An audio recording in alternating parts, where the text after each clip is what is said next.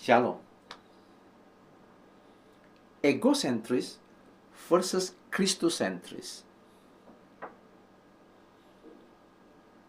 Sebagai Kristen sejati yang menjadi murid sejati Tuhan Yesus Kristus, maka kita harus menjalankan gaya hidup yang Kristosentris, bukan sebaliknya, yang egosentris. Nah, apa artinya Kristosentris? Kristosentris adalah gaya hidup yang dijalankan dengan menjadikan Kristus sebagai pusat, di mana kepentingan Kristus itu menjadi yang terutama atau menjadi lebih prioritas daripada kepentingan ego kita.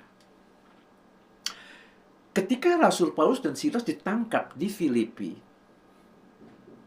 Kisah Para Rasul 16 ayat 23 dan seterusnya.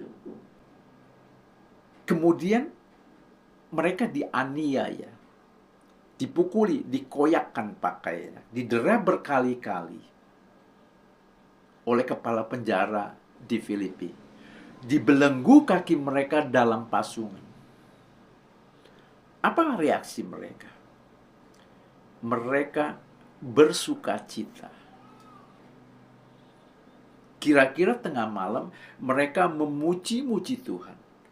Mereka berkomunikasi interaktif dalam doa dengan Allah. Orang-orang hukuman yang lain pun mendengarkan mereka. Setelah itu tiba-tiba terjadi gempa bumi yang hebat yang mengakibatkan sendi-sendi penjara itu goyah. Dan pintu-pintu penjara semuanya terbuka. Pada saat yang sama, di tempat yang lain, kepala penjara Filipi terbangun. Ia panik karena melihat pintu-pintu penjara itu terbuka. Dan menghunus pedang hendak membunuh diri. Akan tetapi, Rasul Paulus datang menyelamatkannya dan berkata, "Jangan celakakan dirimu, sebab kami dan semua orang-orang hukuman yang lain masih ada di sini. Kami tidak melarikan diri."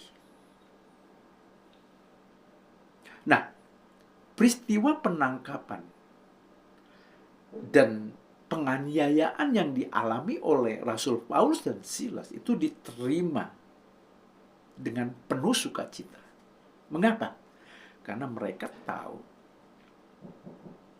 hanya lewat penderitaan mereka akan mencapai kesempurnaan menuju keserupaan dengan Kristus, yaitu menjadi murid sebagaimana yang diamanatkan di dalam amanat agung Tuhan Yesus Kristus kepada kita, agar kita menjadi murid sejati Tuhan Yesus Kristus. Jadi yang dilakukan oleh Rasul Paulus adalah untuk kepentingan Kristus. Nah, andai kata mujizat yang terjadi tersebut, di mana lewat peristiwa gempa lokal yang terjadi, yang menyebabkan sendi-sendi penjara goyah, pintu-pintu penjara itu terbuka, dan belenggu pada mereka itu terlepas. Singkat cerita, mereka dibebaskan dari penjara. Mujizat yang luar biasa. Dan andai kata itu tidak terjadi, bagi Rasul Paulus itu tidak masalah. Mengapa? Karena tujuan mereka menerima penderitaan dengan sukacita itu bukan agar mereka mengalami mujizat, bukan agar mereka menerima berkat. Sebaliknya, mereka menerima penderitaan dengan sukacita, dengan kesadaran penuh agar mereka dapat mencapai kesempurnaan, menuju keserupaan dengan Kristus Yesus, yaitu menjadi murid sejati Tuhan Yesus Kristus.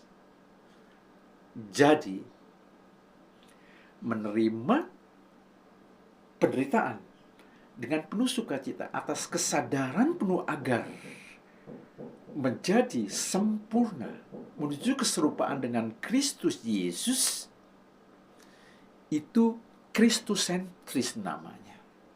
Jadi untuk kepentingan Kristus dan sifatnya rohani. Sebaliknya, mau menerima penderitaan dengan sukacita, dengan dasar, dengan tujuan, dengan harapan agar mengalami mujizat, agar mendapatkan berkat-berkat Allah. Itu egosentris namanya. Hanya untuk kepentingan ego, sifatnya duniawi, fisik dan jasmani.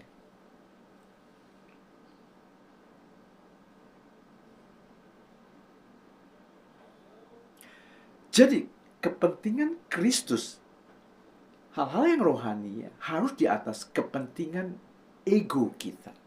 Hal-hal yang sifatnya fisik. Oleh karena itu, meletakkan kepentingan Kristus, hal-hal yang rohani di atas kepentingan akan makanan, pakaian, uang, pujian, kesenangan, kenyamanan hidup, termasuk hasrat seksual, itu harus menjadi prioritas, menjadi yang terutama, lebih dari kepentingan yang sifatnya egosentris, yang sifatnya hanya duniawi. Itulah sebabnya, mari fokuskan hidup kita kepada kepentingan Kristus. Itu Kristusentris namanya. Amin.